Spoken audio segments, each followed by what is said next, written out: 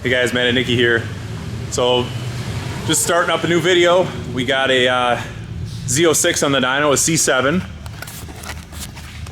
So we are gonna do our stage 1 package on this car. And again, our stage 1 basically consists of just external bolt-ons. So, and there's a couple options for our stage 1 package, you know, whether or not we do like a throttle body or a and then a couple options for pulleys and stuff, whether we're doing an upper or a lower.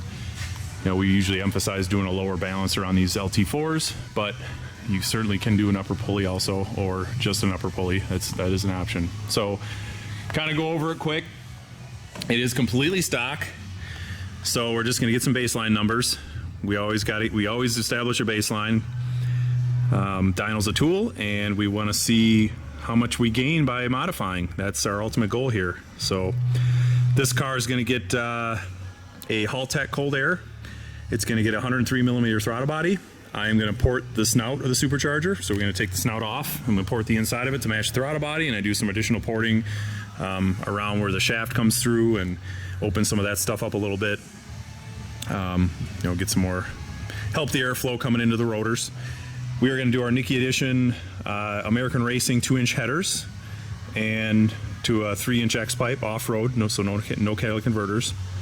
And we're gonna keep the stock over the axle pipes and mufflers on this Corvette. So, and we're gonna do 160 degree thermostat. So that's kind of on one of these, that's basically our full stage 1 package.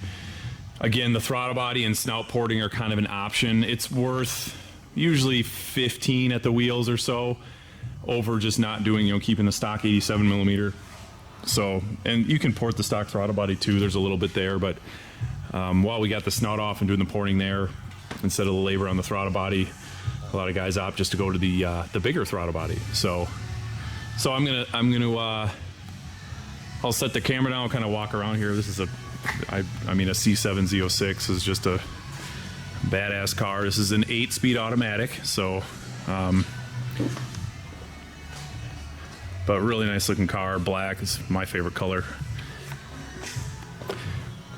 You know, yellow calipers. This is this has a Z07 package on it, so it's got all those goodies on it. It's got the carbon brakes. But yeah, he's just looking for a little bit more power, and you know, again, that stage 1 package adds about 100 horsepower with, you know, basically some simple bolt-ons. So let's I already got some heat in it. I did the oil check procedure on it just to make sure the oil is full. That's another thing we always do here is we kind of, before I go thrashing on the dyno, even if, you know, somebody's had it on the street and been putting miles on it, whatever, we always kind of do a little once over on it and make sure all the fluids are topped up and, you know, there's nothing leaking on it or anything like that. We always like to make sure so we don't have an incident on the dyno. We always just want to make sure, you know, this car's only got 8,000 miles on it, but we always go over it. So checking the oil in these, you know, dry sump systems, that you got to get them fully warmed up first, and then there's a procedure for it. You know, warm them up to a certain oil temperature, and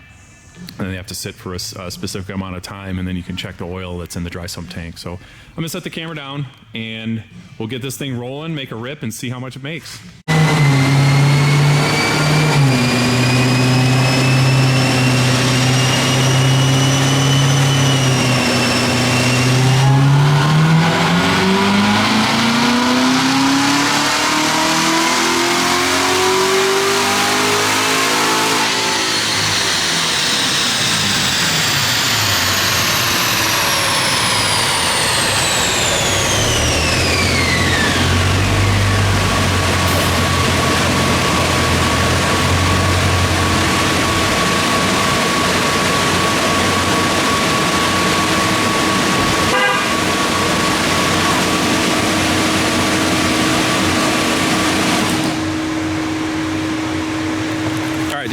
Just did 2 pulls back to back. Looks like they're really close.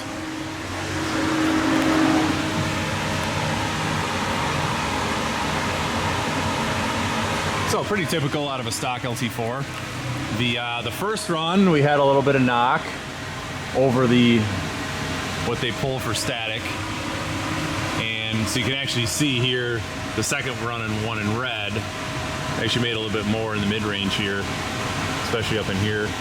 because it didn't pull as much timing on that red run. But the second run on the top end, the blower started, blower was a little hotter, so made a little bit less. But that's why, I always like to do a couple baselines just to see where it's at. And so yeah, that's a completely stock C7 Z06. And again, that's pretty typical. The Camaros, very, with the 10 speeds are very similar. So I did a data log. We can take a look at that quick. If you guys are still watching after you saw the numbers, you want to nerd out a little bit. First pull,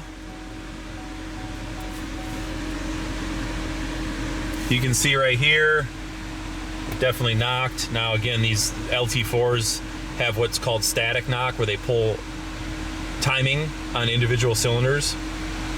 I think it's cylinder 2 that they pull 5 degrees. Actually, they pull 5 degrees of timing out of one cylinder and one cylinder only. So if you ever read out a stock LT4 calibration off a Z06 or a ZL1, but this spike to 7 was knocked somewhere, and you can see here I log individual cylinder knock, and you can see here cylinder 7 picked up some knock. But you can see back here where it's reading 4 on the total knock retard, none of the cylinders are showing any knock, and that's that static retard. So second pull,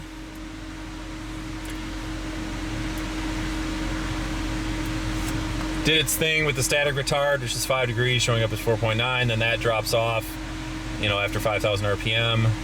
And we actually did pick up a little bit of knock there, and that's maybe why at the top of that pull it didn't make as much power. So that is actually real knock there. You can see it's like cylinder 5 picked up some knock. And that's pretty typical on these cars, once you get them fully warmed up. They GM runs them right up against the knock sensors. They have knock sensitivity, very, very sensitive. And they basically just let them knock, Well, I shouldn't say they let them knock. They let the, again, the LT calibrations are very sensitive on knock sensor. So it picks up anything. Even if you just put headers on them, they start going crazy. So you got to back them down a little bit. But how much to back them down is a lot of trial and error and playing with different fuels and stuff like that. So I have an exact figure on where I set my knock sensor tables on LT stuff. That's been working out really well. So, yeah, you can see, they run a decent amount of timing too. So, but and LTs, when they're stock, I don't try to stick a wideband in them without a bung, or I'm trying to take the Rear 2 sensors out of the cats and stuff. It's just it's hard to do. It's hot. So I never do it. You can see boost about 9 pounds. Yeah, that's where they run stock. So I took those runs up to 60, 6,400, 6,500, something like that. It's just before the limiter. So yeah, that's a stock Z06 C7 LT4 Z06. So now we're gonna this car will go under the knife. We'll do some bolt-ons on it, and we'll see where we end up on it. And hopefully add about 80 horsepower to it. That's what I want to see is about an 80 at the rear wheels gain. It's about 100, close to 100 horsepower crank, and that's what we like to advertise with our stage 1 kit. It's about 100 horsepower. So we'll get this thing up on the hoist, and I'll continue this video with some new parts on this car.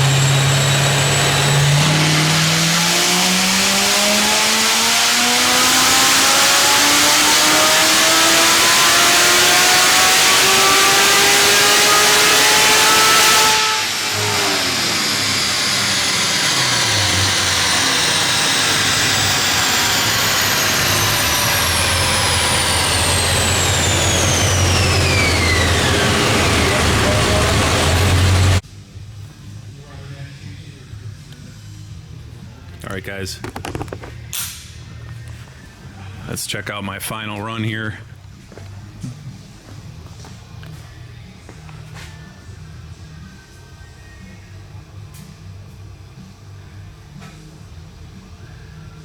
So it's kind of a funny number, 666. But yeah, so red is the baseline, and that was my very first run I did earlier in the video, or one of them, and this is our final. So this car did go under the knife. We did some modifications to it, so we can kind of go over that right now. So this is our Nicky Stage 1 package for these Z06s, for these LT4s. So this same Stage 1 would apply to a 6th gen Camaro ZL1. So Nicky Edition American Racing 2-inch primary headers to a 3-inch X pipe, off-road X pipe that connects to the stock axle back over the axle pipes and mufflers on the Corvette. Nick Williams 103mm throttle body, Halltech cold air intake. I port match the snout to the throttle body and then do a little bit of more porting on the inside. The blower case itself is not ported, just the snout. So basically we have to enlarge the opening to match the throttle body, and then I blend that into the snout and, you know, take down some of those sharp edges and stuff that you see on the inside of those castings. So 160 degree thermostat, and on this car we did just a 10% overdriven lower balancer ring with an ATI harmonic balancer. So we changed the balancer out, and this car we only did a 10% over. There's also a 15 and a 17. You can go up, you know, a 15. I think there's 15, 23, maybe 22 or 23, something like that. We don't like driving these LT4 superchargers super hard when you're running just pump gases. Then this car is. It's just a pump gas car, 93 octane only. Now, if you have E85 water meth mixture, E85, you have some additional cooling mods on these cars, you can push the supercharger a little bit harder. But for the most part, when these cars are street driven, there's really no point in driving them to, you know, trying to push these LT4s to 14 plus 15 pounds of boost. They just make so much heat, and they run more consistent with the smaller boost. So stock, they're just under 10 pounds. You know, you see 9.5 to 10 pounds peak. This is 12 pounds peak is what I'm seeing.